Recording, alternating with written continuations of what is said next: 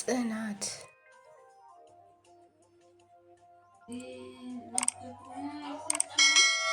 ከዛም ቀዝቀዝ ባለ ድምፅ ጽናትዬ ደህና ነሽ እህቴ አለች። መልስ አልተሰጣትም። ከዛም ሊባኖስ እህቴ ደህና ነች አለች። አሁንም ዝም። ከዛም ጮክ ብላ መልሱልኝ ብላ ጮኸች። ሊባኖስ ፈጠን ብላ ወደ በጸሎት ቀርባ ደህና ናት አታስቢ አለቻት። ሰላም ጤና ይስጥልኝ ውድ ቤተሰቦች እንዴት አላችሁ? እንዴት ቆያችሁ? የፈጣሪ ሰላም ብዝት ትርፍርፍ ይበልላችሁ እያልኩኝ እንግዲህ ቀደም ብዬ ያስደመጥኳችሁ ክፍል 15 መጨረሻ ነበር። እንግዲህ ዛሬ ደግሞ ክፍል 16ን የምንቀጽል ይሆናል። ጽናት ክፍል 16። መልካም ቆይታ። ሊባኖስ ፈጠን ብላ ወደ በጸሎት ቀርባ ደህና ናት አታስቢ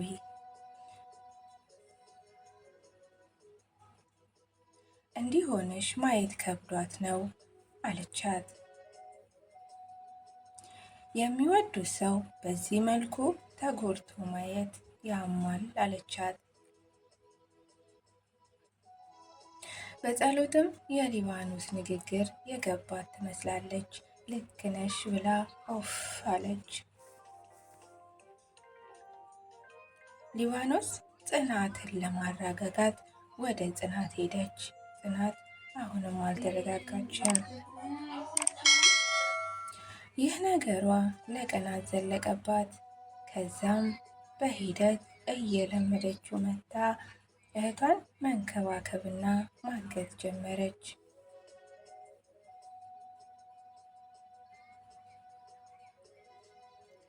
በጊዜ ሂደት በጸሎት ማየት ባለመቻሏ ተስፋ ቆረጠች።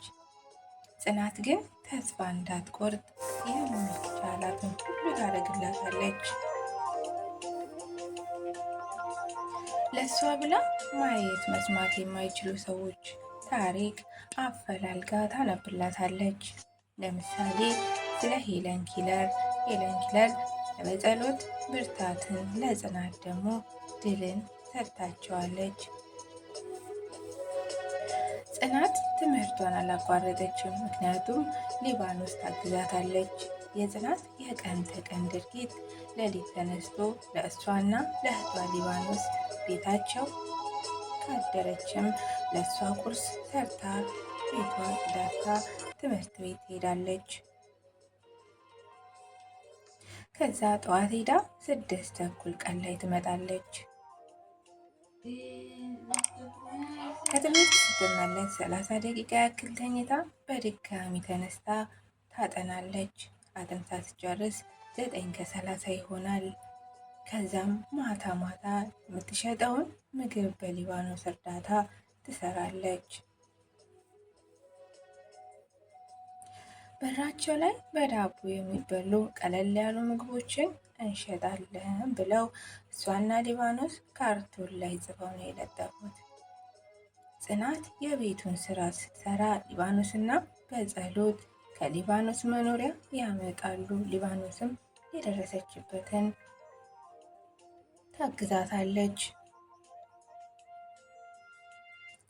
አቶ ኪዳኔ በጸሎት ለሕክምና የተጠየቀችውን ብር መክፈል ስላቃታቸው በ3ኛው ወር ነበር ከነ ቤተሰቦቻቸው ድራሻቸው የጠፋ።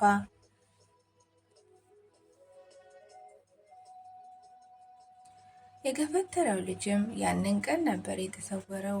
የሰፈሩ ሰው የቡና ቁርስ መሆናቸውም ቀጥሏል። እና ደግሞ ጽናት በክፍል ከፍ ባለች ቁጥር በውበቷ ያልተማረከና ያልጠየቃት እኩያ ወንድ የለም።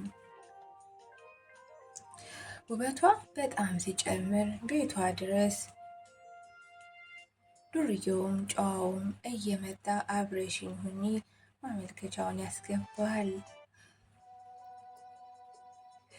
በሌላ በኩልም ቡዳ ቆንጆ ነው እያሉ የተቀሩት የሰፈር ነዋሪዎች ያበሽቋት ጀመር።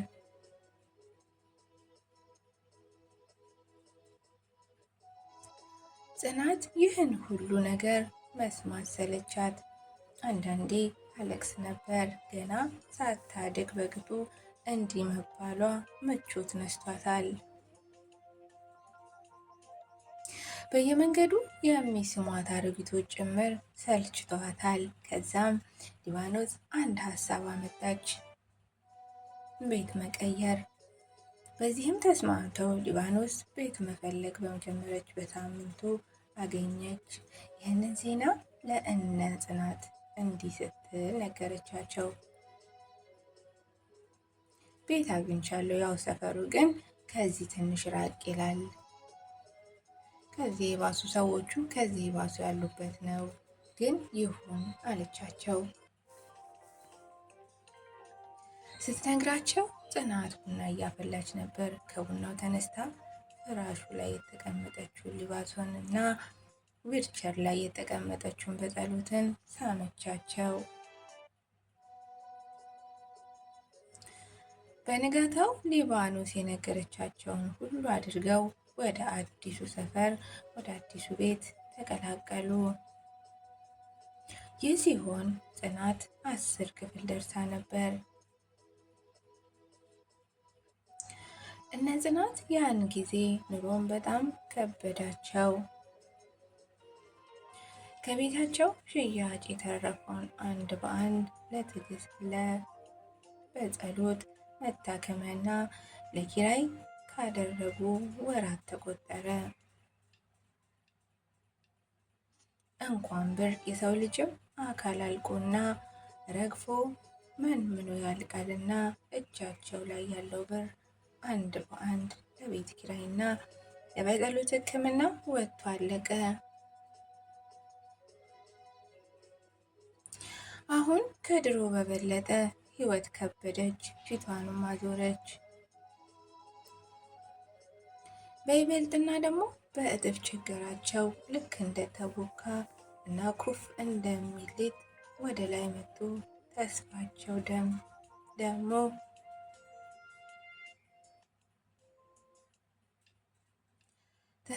ደግሞ ሊጡ ሲመለስ ያለው አይነት መምሰል፣ በቀስታ እንደመተንፈስ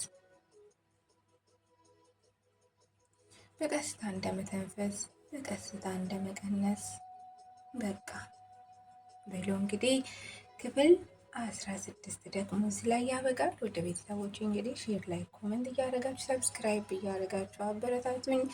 ተረፈ ወዳችሁ ፈቅዳችሁ ስለምትሰሙኝ ስለምታዳምጡኝ ክብር ለእናንተ ይሁን ብያለሁ። ሰላም ሁኑልኝ።